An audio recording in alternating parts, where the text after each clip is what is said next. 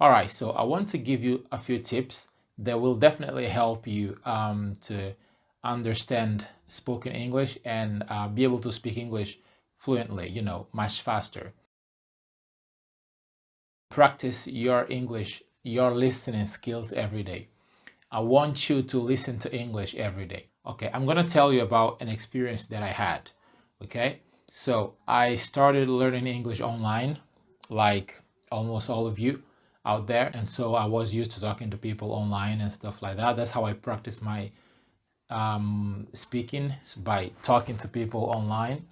That's how my spoken English got better, actually. So as an English learner, I learned mostly the American English because all of the people that I met online were Americans. Well, most of them were Americans, and so I wasn't used to the British English. Of course, I was aware of it, but I wasn't very familiar with like the pronunciation and accent and stuff. So when I got here, I really struggled. So when I moved to England a few years ago, what happened was whenever I would go out to do my activities, I would struggle. It was really hard to understand, and I remember having to ask people to repeat themselves quite a lot because I wasn't used to how they speak around here where I live right now. And so it was a real struggle. So after a few years of listening to them every day, my understanding of how they speak around here got better. All right, so now it's a lot easier for me to understand what they say because now I'm used to it. That's why listening is so important. That's why practicing your listening is so important, because if you don't if you don't have good ears. Look, do you know how much interference I had to run with these guys just to get you this tryout? If you do it your way, they're gonna kill you. If you are not good at hearing and listening to things, you will not improve your listening skills. You will not improve your English comprehension. Okay, so it's a must. You must practice your listening every single day if you want to be able to understand native speakers, because your ears need to get used to listening to English every day on a daily basis. Okay, so if you're not used to listening to English, you have to make it a habit. You have to listen to English every day if you want to improve. Okay, so this is tip number 1. So tip number 2, if you want to be able to understand spoken English and speak English fluently, you have to learn English expressions and slang words. English expressions and slang words are everywhere. So if you are learning the American English, try to learn the most used American expressions. If you're learning the British English, try to learn the most commonly used British expressions. I believe that expressions and slang words are a very important part of the English language. Okay, if you don't use expressions in your speech, you will not sound fluent at all, because everybody uses expressions. So like when I started learning English, when I got to a level where I'm intermediate level, I didn't know a lot of expressions, but then I realized that expressions are everywhere, on TV, on the internet. So it's a very important part of the English language. So what I did was I learned lots of expressions, I tried to memorize them. I had no other choice. I had to do it. And then it made a huge difference, because today when I talk to native speakers, I think what happens is that they speak to me in a natural way, which is really good. I like it.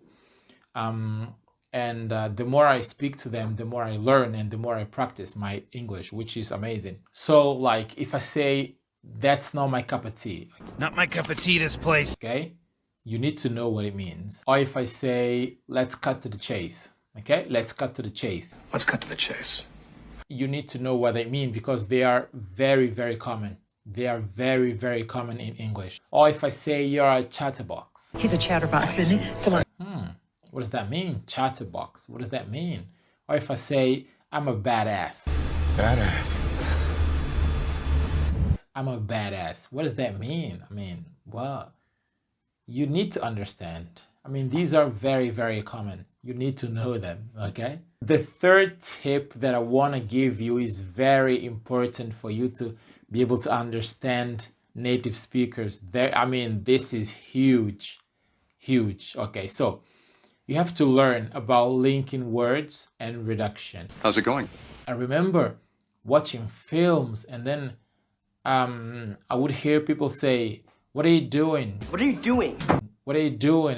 And then I'm like, "What do you doing?" It doesn't, I mean, it doesn't make, what do you doing? It doesn't make sense. But then I learned that it's not what do you doing, it's what are you doing? Because because in America, they don't pronounce the T like what are you doing, like we do here in England. They would say what are you doing? So their T becomes the D. So it's what are you doing? What I would hear is what do you doing? But it wasn't what do you doing? It isn't what are you doing? It's what are you doing? Okay? What are you doing? Owen, what are you doing here? So in order for you to understand spoken English, you need to learn about linking words and reductions. It happens all the time in English, all the time, and you have to learn. I mean, that you have to learn them. I'll give you some examples. I told him to come with us. Okay? Nobody talks like that. Nobody talks like a robot. I told him to come with us. I told him to come with us. Okay? I told him. You link the D with the H. Told him turns into told him. I told him to come with us. Okay? With us. Okay? I told him to come with us. I told him to come with us. Native speakers talk like this. Native speakers link words. This is your chance. This is. This is your chance. Another example of linking words. Okay? Linking sounds. This is your chance. Too much time, not fast enough, not quick enough. This is your chance. This is your chance. This is, okay? Another example. You should tell him how you feel. You should tell him how you feel. Too slow. You should tell him how you feel. You should tell him how you feel, okay? Should, you don't hear the D sound, okay? You should tell him. Tell him, okay? You should tell him. You should tell him how you feel. You should tell him how you feel. They don't say how you feel. You should tell him how you feel. How you feel. So like in American English, they drop the T completely. For instance, internet, they would say internet. Radio on internet. Advantage, they would say advantage, okay? Advantage me! They would also pronounce the T as a D, as in data, not data. Data shortages. Data or data, okay? Data. Or water, not water, water.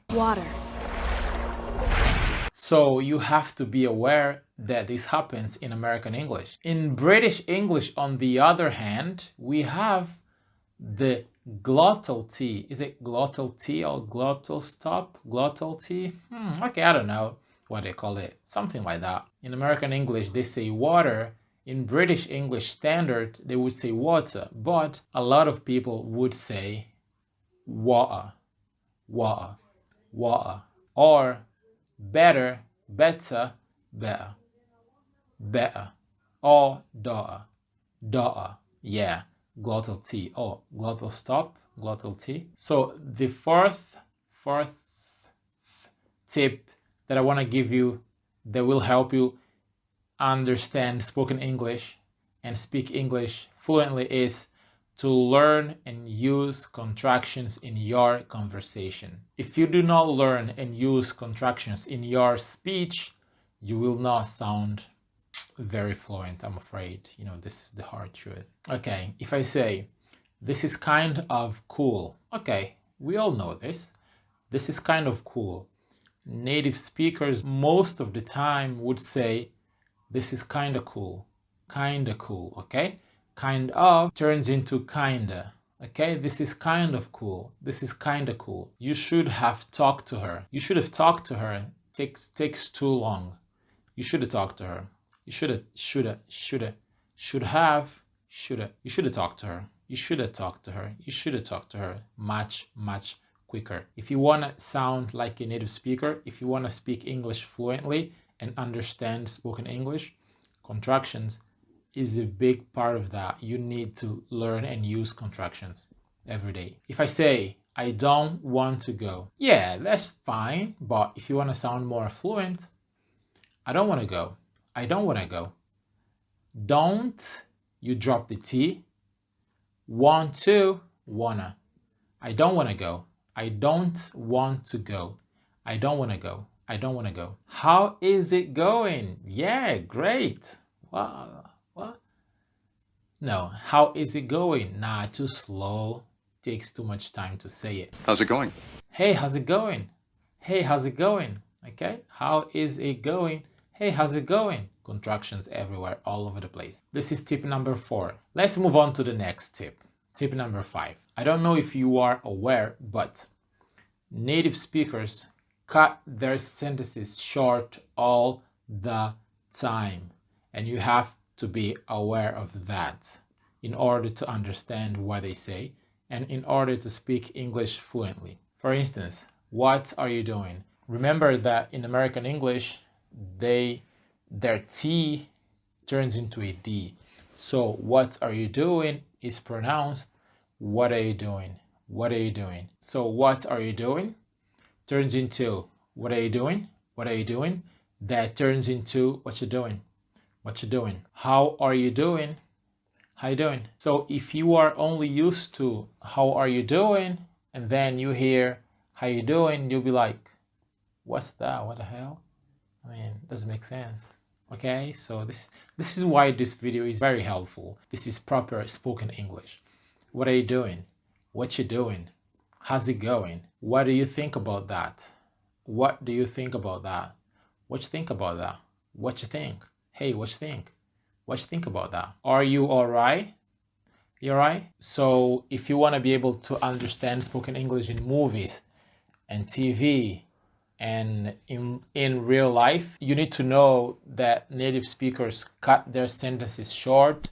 And if you are not used to this, you will have a hard time understanding spoken English. So, and if you want to be able to speak English fluently, you have to speak like they do. I made a video about how you can learn English faster if you are a beginner, or how you can improve your English faster if you have already started but are struggling to improve. And so you can click right here to go watch that video, and then you let me know what you think. I'll catch you guys in the next one.